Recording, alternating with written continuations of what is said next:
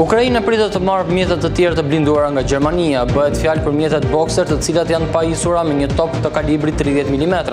Më herët kompania KNDS ka dërguar në Ukrainë dhe mjetet të tjera si RCH 155 mm. Irani testoi armën e saj të parë me lazer të quajtur Serai. Arma në fjalë është provuar në datën 12 janar në një stërvitje me qëllim rritjen e kapaciteteve mbrojtëse të Iranit ndaj një sulmi izraelit. Serai ka për qëllim rrëzimin e mjeteve fluturuese si dron dhe raketa balistike. Korea e Jugut është duke ecur me hapa të shpejtë për prodhimin e tankut të Rika-3. Parashikohet që prototipi i parë të jetë gati në vitin 2030. Ndryshe nga versioni aktual K2, tanku K3 do të jetë i pajisur me një top 130 mm dhe komandim të kullës në distancë.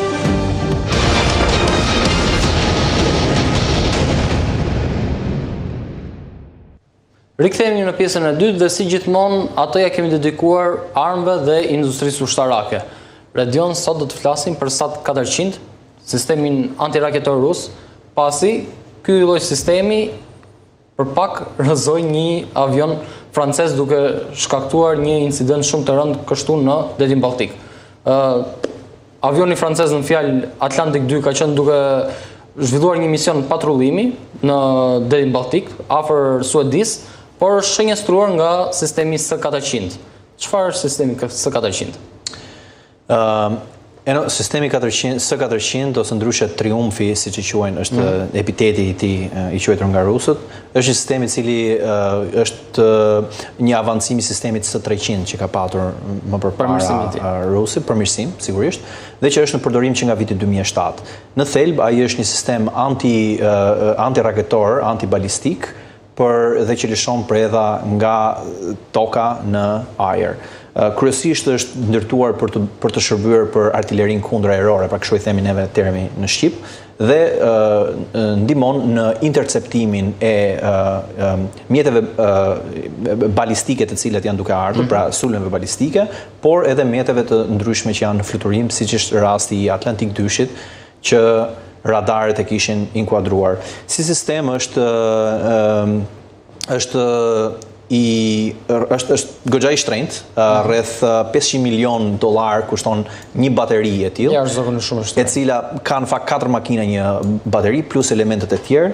Elementet e tjerë janë njësia administrative, pra ose njësia e komandim kontrollit që përbëhet nga njerëzit që operojnë atë. Më pas kemi njësia e kontrollit të lëshimit, që në kupton elementet lëshimi. Kjo është vetëm njësia e lëshimit. Pra kjo është njësia lëshuese, zakonisht ka edhe një trailer mbrapa, e cila mban 7 deri në 8 kanistra të tjerë, të cilët janë për të rimbushur armën me raketa për të vepruar përsëri. Por njësia e kontrollit në kupton kompjuterin plus radari. Radari në këtë rast është përdor një lloj sistemi inteligjent që quhet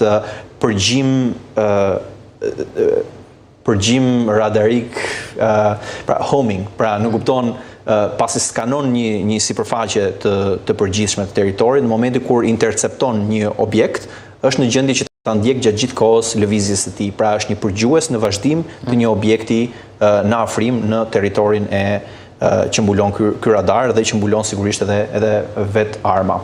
Arma në varësi të mbushjes që ka, pra në varësi të predhave që ka largëhedhje të ndryshme, duke filluar që nga 400 km më e madhe, pastaj në 240, 200, 150 edhe deri në 40 km që është distanca më e shkurtër e tyre.